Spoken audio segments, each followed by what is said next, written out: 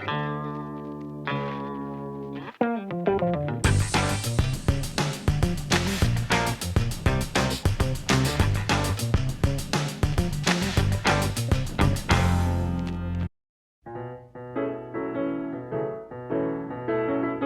1986 году выходит концертный сборный альбом Aerosmith под названием Classics Live. Я этот альбом для своей коллекции не покупал. Дело в том, что группа Aerosmith практически не принимала участия в выборе песен для этого альбома и не работала над его редактированием. Альбом был выпущен на их тогдашнем бывшем лейбле Columbia, чтобы заработать на Reunion Tour восстановленной группы. Песни были собраны с живых выступлений группы с 1978 по 1984 год. Большинство треков на этом концертном альбоме взято из концерта в театре Орфеум в Бостоне, штат Массачусетс. Концерт там состоялся в феврале 1984 года. В то время Джимми Креспо и Рик Дюфей все еще заменяли ушедших Джо Перри и Брэда Уитфорда, что явно повлияло на более блеклую энергетику выступления группы. Выбор песен для этого альбома был странным. Вместо песен, ранее не издававшихся в виде концертных версий, здесь 6 из 8 песен уже были включены в ранее выпущенный концертный альбом Live Bootleg. Недооцененная песня Three Mile Smile и трек Kings and Queens оказались парой ярких пятен на этом альбоме. Да, и здесь есть ранее неизданный трек Майора Барбара. Это блюзовая композиция с более медленным темпом и элементами слайд-гитары Перри. Это неплохая баллада. В 1987 году выходит еще один концертный альбом Aerosmith под названием Classics Live 2. И этот альбом я также решил не покупать для своей коллекции. Этот альбом представляет собой в основном одно выступление, которым было новогоднее шоу в театре Орфеум в Бостоне, штат Массачусетс, 31 декабря 1984 года. Есть на альбоме еще две песни с других шоу. Когда группа узнала, что лейбл будет выпускать этот сборник, они мудро решили на этот раз принять активное участие в его создании. В этом концертном альбоме мы слышим группу в классическом составе 5 первоначальных участников группы. Как и ранее, здесь всего 8 песен, и это хитовые вещи. Одним из самых интересных моментов этого альбома это концертная версия песни Moving Out. Это первая песня Aerosmith, которую Стивен написал вместе с Джо Перри. Отличный блюз-роковый трек. В альбоме присутствует и концертная версия песни Let the Music Do the Talking из альбома Down with Mirrors. Она была записана на выступлении 12 марта 1986 года в Устере, штат Массачусетс. В это время группа Aerosmith покинула лейбл Columbia и перешла в Geffen, но видно Columbia имела право на выпуск этого трека. Для коллекционера и фаната группы оба концертных сборника, конечно же, будут привлекательны, так как содержат концертные версии песен, не вошедших в альбом Live Bootleg. В 1988 году выходит сборный альбом группы Aerosmith под названием Gems. Я для своей коллекции купил оригинал, все еще запечатанный оригинал, выпущенный в США. Вот он, я купил его где-то лет 15 тому назад, и вот до сих пор он у меня стоит в запечатанном виде. Возможно, его уже, наверное, можно и открыть и наконец-то послушать. Gems – это был первый сборник материала группы с 80-го года, когда, как вы помните, выходил их Greatest Hits. Несмотря на то, что еще в 1984 году Aerosmith покинули лейбл Columbia Records и подписали контракт с Geffen Records, новый контракт с Geffen все еще позволял Columbia выпускать материал ранних работ группы. В сборник Gems вошли почти все треки, присутствующие в первом сборнике, и внимание больше уделялось более тяжелым альбомным композициям, а не хитам. Columbia намеренно выпустили гораздо более тяжелый набор песен, которые пользовались огромной популярностью у фанатов, даже несмотря на то, что не все они, возможно, стали большими хитами. Но они были драгоценными камнями для фанатов. Альбом примечателен присутствием в студийной версии песни Chip Away the Stone 1978 года. Она выходила ранее только в качестве сингла, а ее концертное исполнение появлялось на сборнике Live Bootleg. В новый сборник были включены такие фавориты, как их великолепный кавер на Train Kept a Rollin', это вечный концертный хит, ранее классика в лице Mama King, а также треки из альбома Rocks, Rat in the Cellar, Leak and a Promise и Nobody's Fault. Ну и конечно интересные треки из других 5 альбомов группы. Сборник не имел большого успеха, занял лишь 133 место в чарте альбомов Billboard, но с тех пор он таки получил также свой золотой статус. Мое личное мнение, это действительно отличный сборник. Если вы не убежденный фанат Aerosmith, для вас будет иметь смысл купить этот сборник с вышедшим ранее в 80-м году сборником Greatest Hits. В 1989 году группа Aerosmith выпускает свой 10-й студийный альбом. Он назывался Pump. Я купил для своей коллекции этот альбом более 10 лет тому назад, но в недавнее время вынужден был его продать по финансовым причинам. Но, к моему счастью, мне удалось получить такой альбом, и выпущенный в Голландии, тут также оригинал. Но данный альбом в данный момент, когда я веду съемку этой передачи, находится в Англии, дома у моей дочери.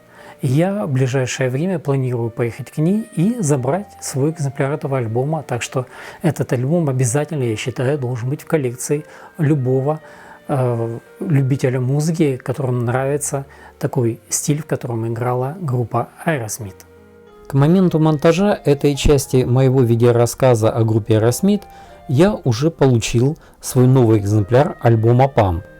Это экземпляр оригинал, выпущенный в Голландии. Иногда среди фанатов группы Aerosmith ведется старая дискуссия о том, что ранние альбомы с более грубым винтажным звучанием, принесшие группе первую славу, это и есть настоящий Aerosmith. А вот альбомы, выпущенные после их возрождения, это отшлифованные, приглаженные коммерческие поп-альбомы, это уже не тот рок. Большинством любителей рока постоянно ведутся споры про хороший рок и плохой рок. Но что можно точно сказать уже на основании полученного опыта, это то, что отсутствие шлифовки, полировки альбомов не означает автоматически хорошую рок-музыку. Альбом Pump стал вторым из 3 последовательно записанных альбомов Aerosmith с участием продюсера Брюса Фейрберна и инженеров Майка Фрейзера и Кена Ломаса в студии The Little Mountain Sound в Ванкувере, Британская Колумбия, Канада. Pump – это продолжение возрождения успеха группы, запущенного альбомом Permanent Vacation 1987 года. Альбом Pump показал, что новая энергия, продемонстрированная группой на Permanent Vacation, не была просто случайностью. Звучание альбома Pump по сравнению с Permanent Vacation более соответствует фирменному звуку прежних лет начала славы группы Aerosmith. Незадолго до того, как злоупотребление наркотиками и ссоры между Тайлером и Перри лишили группу творческой энергии. Но Pump – это не ретро-альбом. Здесь умелое совмещение прежнего стиля с современным звучанием. В песнях Pump показаны старые и мудрые Aerosmith, смело идущие в 90-е, и в то же время между строк скрываются все те же рок-бандиты из 70-х. Гитарист Брэд Уитфорд заявлял, что название альбома было прославлением того, насколько накачанная была группа, избавившись от своих вредных привычек по злоупотреблению наркотиками и алкоголем. И это действительно было заметным. Особенно у ведущего вокалиста Стивена Тайлера, который приложил для этого величайшие усилия. Альбом был очень разнообразен по звучанию, на нескольких треках музыканты используют клавишную и духовую секцию. К примеру, такие треки как Love in an Elevator, The Other Side. Также присутствуют песни с фирменным саундом группы Fine и Young Last и рок-баллады, к примеру What It Takes. Новое философское воплощение группы заметно в текстах песен. К примеру, в треке Jenny's Got a Gun, у Дженни есть пистолет, эта песня рассказывает о растлении малолетних. В песне Monkey on My Back группа лично свидетельствует о последствиях злоупотребления наркотиками и алкоголем. Трек «Знахарь Вуду» – это такой едкий комментарий к мрачному состоянию планеты. Но Aerosmith не полностью отказались от любви к сексуальным комиксам, положенным на песни, что показывают треки Love in an Elevator, Young Last и My Girl. Темп альбома Pump практически гарантирует, что интерес слушателей никогда не угаснет. Кратковременные, привлекающие внимание отрывки деревенской музыки, разговорные отрывки, необычные инструментальные отвлечения, перемежаются с песнями. В альбоме Pump присутствует довольно много звучания барабанов в стиле 80-х. Секции духовых инструментов и клавишные здесь более заметны, чем в ранних работах, и это идеально соответствует звучанию группы. Наличие на альбоме песенного материала от сторонних авторов таки скорее плюс на этом альбоме, чем минус. Так думают даже любители аутентичного песенного фонда Aerosmith. У Стивена Тайлера один из величайших и самых разносторонних голосов в роке. Он может кричать как сумасшедший, читать быстрый рэп как аукционист на торгах, брать высокие ноты и быть душевно мелодичным. Альбом Pump – это хорошая демонстрация его талантов. Обращает на себя внимание его фальцет при певе The Other Side, эмоции What It Takes и зажигательный вокал в треке Fine, да и другие песни с отличными вокальными партиями Тайлера. Для альбома было написано около 20 песен, и продюсер Фейборн разделил эти композиции на списки А и Б по принципу единого рассмотрения. Некоторые треки, не включенные тогда в альбом Pump, позднее стали хитами. К примеру, песня хит 1997 года Hole in My Soul и кантри-версия песни Sedona Sunrise, которая позже была включена в их сборник 2006 года. Альбом Pump открывает трек Young Lust, авторами которого были Джо Перри, Тайлер и Джим Валенс. Сексуально заряженная песня мощно спродюсирована и хорошо работает для достижения цели этого альбома – сделать группу максимально коммерчески успешной. Песня не удивила мир своей оригинальностью, но это потрясающая вступительная композиция, в которой Стивен выкладывается на полную. Джои задает ритм, а Джо разрывает гитарные рифы. Вторая песня на первой стороне альбома Fine, название песни представляет собой аббревиатуру от Fucked Up, Insecure, Neurotic and Emotional. В переводе «облажавшийся, неуверенный в себе, невротичный, эмоциональный». Это была крылатая фраза в Голливуде 90-х годов. Эта песня более ритмична и оригинальна, по стилю и динамике ближе к Aerosmith 70-х годов. Прекрасная работа обоих гитаристов с ярко выраженной роковой текстурой, на которую опирается сильный вокал Тайлера. В песне Fine много хард-роковой развязности, без каких-либо рифов, и она так же тяжела, как и наполненные рифами ранние песни Aerosmith. Следующий трек Love in an Elevator начинается с небольшого вступительного слова, известного как Going Down, произнесенного сексуальной лифтершей Кэтрин Эпп, источающей сексуальность своим голосом и намеками. В треке Love in Elevator простой, но эффективный риф во вступлении настраивает песню, а затем отходит в сторону, чтобы больше не вернуться. В песне по-прежнему много мощной гитарной работы, разумное использование клавишных. Игра Перри на гитаре превосходна, вокал Тайлера идеален, а духовые инструменты Брюса Фейерберна в конце придают дополнительное изящество. Куплеты в духе Def Leppard, и гитарная партия Перри интересна со странными фоновыми звуковыми мотивами, добавленными в расширенной средней части. Выпущенная как сингл, песня заняла 5-е место в поп-чарте Billboard и впервые в истории группы 1-е место в рок-чарте Mainstream. 4-й трек первой стороны альбома, песня Monkey on My Back, начинается с медленной, но тяжелой блюзовой слайд-гитары Перри.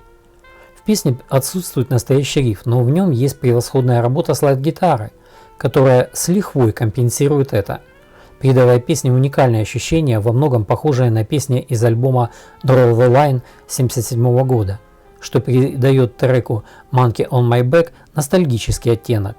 Но в то же время песня рассказывает о последствиях тяжелого употребления наркотиков группой. С автором Тайлеру следующей песни Janie's Got a Gun был басист Том Хэмилтон. Песня принесла группе первую премию Грэмми в категории «Лучшее вокальное рок-исполнение дуэтом или группой». На Janie's Got a Gun спокойной потусторонней гармонии. Аранжировка фортепиано и струнных инструментов сменяется зловещими звуками диссонирующей гитары. Тайлер играет основной риф на клавишных, а затем добавляется захватывающая басовая партия и немного гитарной партии. Перри дает эмоциональное соло. Песня начинается довольно медленно, но постепенно приближается к сильной кульминации. Этот трек – это шедевр аранжировки и продюсирования, настоящая рок-классика с прекрасным звучанием от упругих басовых рифов и мощных перкуссионных эффектов до мастерского использования клавишных и струнных. Песня затрагивает серьезные темы в творческой манере группы. Тексты мрачные и хорошо сочетаются с музыкальной композицией. Песня о жестоком обращении с детьми. И они подошли к этому с большим уважением и создали вокруг этого песню одновременно красивую и грустную. Janie's Got a Gun, безусловно, входит в первый ряд произведений Aerosmith за всю их многолетнюю карьеру. Вторую сторону пластинки открывает трек The Other Side, еще один сингл с этого альбома, попавший в топ-40. Песня содержит красивую аранжировку духовых инструментов, гармонизирующий вокал и множество поп-припевов, при этом дозированным использованием гитары с небольшими и тонкими рифами. Следующая песня My Girl показывает, что Aerosmith по-прежнему любит быстро и громко. Хороший ритмичный заводящий рокер. Возможно, он не так хорош и оригинален, как предыдущие треки, но My Girl – это типичная рок-музыка старой школы. Это быстрый, темповый, запоминающийся трек, который заставляет вас отбивать ногой ритм и покачивать головой. Третья песня второй стороны альбома Don't Get Mad, Get Even – Не злись, отомсти – имеет приличное блюзовое начало, постепенно развиваясь в традиционный рокер. Вокал Тайлера, как всегда, гармоничен и силен. Следующая песня Voodoo Medicine Man, знахарь Вуду, написана Тайлером в соавторстве с Уитфордом. Создает она впечатление чего-то глубокого, эпического и драматического. Звучит интересно, рассказывая о не лучшем состоянии нашей планеты. Отличная работа гитары, хорошие соло-партии, вокал Тайлера и драматическое исполнение на высоте.